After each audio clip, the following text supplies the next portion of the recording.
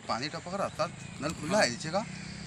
हाँ नल खुला है नीचे का, नहीं मालूम। अब खुला है शायद, नीचे पूरा टपक रहा। ले लो अंदर को जल्दी। हाँ लेना को आपके हाँ नहीं तो खरीदे ये मच्छी भी ख़त्म होने वाली मच्छी है नहीं तालाब की है नहीं